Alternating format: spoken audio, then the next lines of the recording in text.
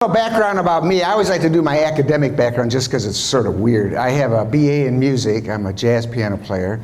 I have a master's degree in mass communication and a PhD in counseling, which shows I don't know what the hell I'm doing. And I travel around the country and I do talks on a variety of subjects. Probably what I do most of is this, about stress, something to do with stress. But as was alluded to, I also have been in the trenches with people. I've done a lot of work with people dealing with cancer and AIDS and heart disease. I've done a lot of work with bereavement, with people who have lost loved ones. I used to work in substance abuse, people with alcohol and drug problems. And I mention that not to impress you that I'm a wonderful person, but that I have been in the trenches with people.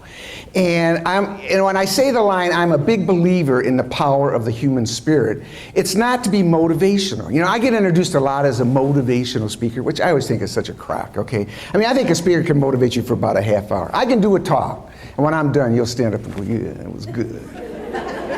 By the time you're back to your car, you're going, yeah, it was okay.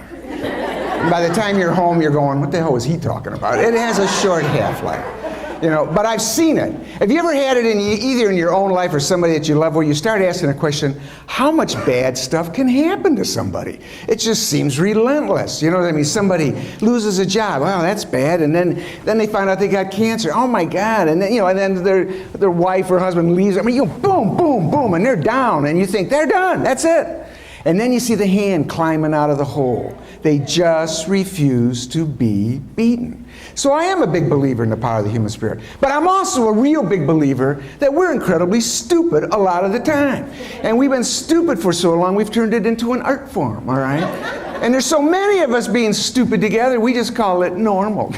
So I just take comfort in the fact that you're as dumb as I am, and we just revel in our dumbness together and stay there. You know, and so what I'm about to do, and stress is part of this whole thing. And the way we look at life and the way we understand power. Has anybody here ever been to a stress seminar? These are the dumbest things out there, you know. Because you're real typical. You get somebody like me, you know, they're dressed up, or they're wearing gym stuff because they're going to work out with you. And then they always say this. They always say this. And if they wear glasses, they do this right before they say this thing that they always say. Stress is part of life. The only people who don't have stress are dead. I've heard that stupid statement for over 30 years. And people still take notes. Dead people don't have stress. They may say, but it's not as bad as it sounds. No, because why?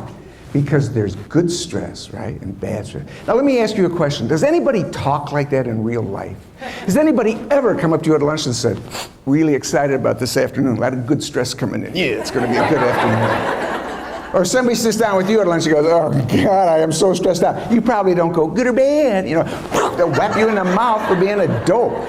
Part of what I'm saying is that except for the word love, which we have totally screwed up in this society, stress is the most overused and misused word that's out there. It is the catch-all word for everything. You know, it's like when stress got started as a psychological construct back in the 50s with Hans Selye, he was talking about certain things happening with the body and hormones getting kicked into the system and reacting to things. But now stress is this ubiquitous thing. It's everything. How many times have you heard somebody say, I'm under a lot of stress? Like it's a box. Like somebody's waiting for you at the workplace. Hi, honey, here's your stress for the day, you know, and then you carry it around. And then it's a verb, you really stress me out. And then it's an adjective, I'm in a high-stress job. And then it's a lifestyle, I'm working 19 hours a day. And then it's a physical condition, oh, my blood pressure's up. And then there's good stress, I'm getting married in the morning. I mean, pretty soon it means so much it doesn't mean anything. One of the things I always give people advice on is like, don't even use the word anymore. Just stop saying the word. People say, oh, that's great, Sheperd. My life's a pit right now. But if you say, I just don't say the word stress, it'll be better. I say, you know, don't be a dope. But just remember this. Words don't just describe situations, they create them. And the more we think a certain way, the more it starts to become the reality. And this is part of that whole deal. The way we define, the way we approach the life. When people start to think, I mean, when we even talk about positive attitude, now don't get me wrong, I'm not in favor of a negative attitude, but I think now even the term positive attitude has turned into a cliche. It's just like, oh, what does that mean? Just say happy words? Bluebirds, children, love. You're driving along and you hear something clunking in your car, you go, bluebirds. No, you got to fix it. Stuff goes wrong. Things don't work. We don't, we fail at some things. It's more than just saying it. A positive attitude, an attitude is a belief system. It's not just words, it's not just a little behavior, it's a belief. Do you think there's a difference between somebody who gets up in the morning and his or her attitude is, life's a bitch and at the end you die, and somebody else who gets up and says, life is a grand adventure? Do you think they'll have a different slant on the day? Life is full of surprises. Life is full of ambushes. Do you think they'll have a different slant on? And I said this once to a group, and some guy said, yeah, Sheperd, the person who gets up and goes, life is a grand adventure, is either independently wealthy or stoned. Okay.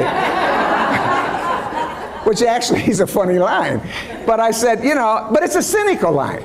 I said, I have been in hospital rooms with people who were dying, who had better attitudes than anybody else in the room. Their bodies were going down the tubes, but not their spirit. And trust me on this one, I've been in a lot of workplaces that got dead people working for them. I mean, they show up every day. It might be 40 years before they fall down and it's official, but they're dead. And one of the things I would encourage you to do if you want to really look at all this stuff, see, this is work. This is hard work. This isn't just saying happy phrases. This isn't just being pumped up for a little bit. This is going home and saying, well, that was a good talk, but now it's tomorrow. Now it's the next day. Now it's the customer didn't show up. Now it's something got lost. It's like, how do I keep it going? And that's where you have to start looking at it. Take 5 minutes. Just do it once in a while before you go to bed. And don't ask yourself, how did my day go today? Ask yourself this question: how did I handle my day today? And is it any different than 6 months ago? A customer comes in and starts screaming and hollering. 6 months ago, he said, man, I'd have been mad for a week, and I'd have told anybody who walked in front of me what a jerk so-and-so was, and I'd be bringing it back to all the time. Today, I'm okay. Maybe I got a little upset for 2 minutes, but